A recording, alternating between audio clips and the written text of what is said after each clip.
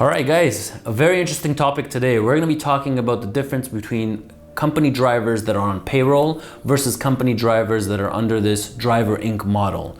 So we're going to talk about the advantages, the disadvantages. We're going to talk about what happens if CRA comes knocking on your door, whether you're on payroll, whether you're on a Driver Inc. So after I give you the advantages and disadvantages, at the end of this video, I'll give you my 2 cents on what I think drivers should be doing. First of all, let's talk about what is payroll, a company driver that's on payroll and a company driver that's on Driver Inc. So the drivers that are on payroll, so this is the traditional way of getting paid, the right way of getting paid. Company driver works, either works hourly or works where he gets paid X amount of cents per mile. And then at the end of the payroll, at the end of the 1st or the 15th, when he gets paid, driver pays CPP, EU, EI, and then the company also pays their portion of the CPP and EI. So that's the traditional way of getting paid. The advantages of getting paid on payroll are you sleep quiet at night, nobody comes knocking on your door, you're doing the right thing. This is the way drivers are supposed to be getting paid. The great thing about it is most likely you will get a pretty large refund at the end of the year.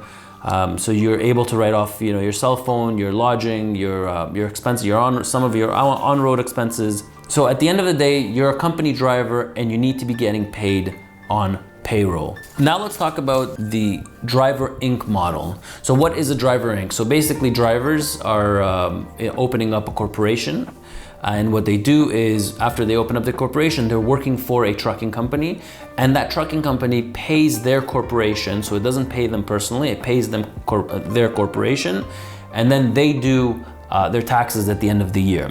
So that is a Driver Inc. model. So the first thing that you need to know about these Driver Inc. models is that the CRA is cracking down on people on the Driver Inc. model. Now the Driver Inc. model is extremely popular here in the GTA, whereas if you go east or even if you go west, it's not so common. So we have a terminal in Moncton, New Brunswick, and we never get asked, would you pay our corporation? Whereas in the GTA, every second driver here in the GTA, they work under their Driver Inc. model. So a little bit about the Driver Inc. model. So the advantages of being on a Driver Inc. model is you are, you're getting X amount of dollars into your corporation. So let's say at the end of the year, you're making $70,000, $80,000, or $90,000. The Driver Inc. model, you can really write off a lot of stuff under your corporation. So your fuel when you're getting to, that you're getting to work, the car that you have, the fuel for the car that you have, you're really expensing a lot on your corporation and you're really only paying yourself what you need. So let's say you make $70,000 a year or your corporation makes $70,000 per year, you're really only paying yourself, where that corporation pays you as a driver, $30,000 or $40,000, and you're only paying taxes on that 30 or 40, and then you can keep the remainder of the money within your corporation. So definitely a lot of advantages of being self-employed, and I'm not going to go into the advantages and disadvantages of being self-employed. What I can tell you is that the CRA is cracking down on it. They understand that it's it is a loophole and a tax manipulation, and the government is losing millions and millions of dollars on drivers that are doing the Driver Inc. model. There's a few things that you do need to know about what happens when the CRA comes knocking on your door. So if you are getting away with it, then it's great. You're getting away with it, but just so you know that eventually somebody will be coming and knocking on your door. So whether you're getting away with it for a year, for 2 years, for 3 years, on the 4th year, on the 5th year, even on the 6th year, at some point or another, somebody is going to be knocking on your door. And the first thing they're going to ask you is, number one, do you own your own truck? And if the answer is no to that question, then you really have almost no leg to stand on. The second thing that they're gonna ask you, whether they're gonna deem you as a driver or not, is they're gonna ask you is, do you pay for your own fuel? Well, if you're a company driver, you're not paying for your own fuel. Some more questions that they have is, do you pay your tolls and bridges? So if you are an owner-operator, most likely you're paying for your own tolls and bridges. If you're a company driver working under the Driver Inc. model, you do not pay for your own tolls and bridges. Some more questions that they ask is whether or not you are in charge of the own routes that you take. So the answer to that, if you're a company driver, even if you're working on a Driver Inc. model, no, you cannot you cannot choose your own routes. Usually the company will tell you within reason on the routes that you're supposed to be taking. And if you're an owner operator, you really could take whatever routes that you want. Some more questions that they have is, do you have, a huge one is, do you have multiple source of income?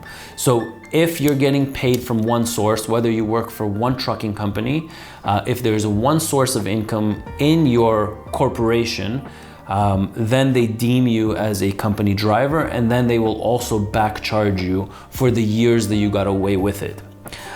So they're going to deem you whether you're a company driver. They'll have this whole analysis whether you're a company driver or you really are a Driver Inc. or an owner operator. But you're not an owner operator because you don't own your own truck, and you're not deemed as self-employed. So they will come back at you, and it's just a matter of time, and how long you're going to get away with it, I have no idea. But what can you do in order to mitigate the damages? Because there's so many drivers that I see that are doing this, and I always tell all of them that it's just a matter of time until CRA is going to come. They're going to knock on your door and they're going to tell you, okay, let's reverse everything for the last 3 years, the last 4 years, the last 5 years.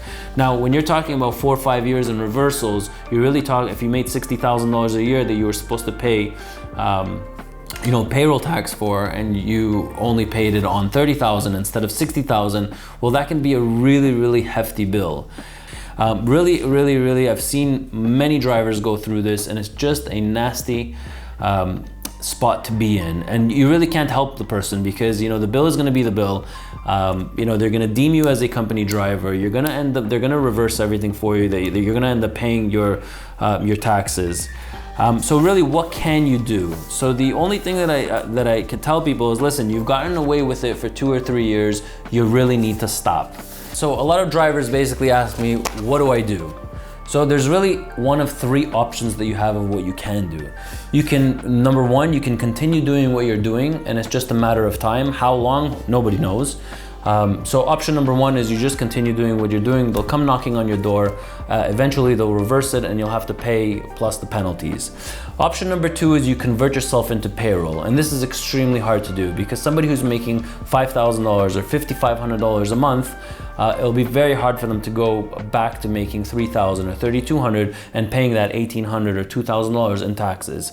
And then option number 3, what you can do is you can find yourself a company that has a good lease purchase program. You can then legally be incorporated, because when CRA, if you're on a lease purchase program, and when CRA is going to ask you, do you own your own truck? And the answer is yes. And do you pay for your own fuel? And the answer is yes. You've already they'll skim through you. They really won't go back 3 or 4 years. They'll look at the year that they're assessing. So they'll choose 2020. They'll see your lease agreement. They'll see the fact that you're paying fuel. They'll see that you're an owner operator. You could choose your own routes.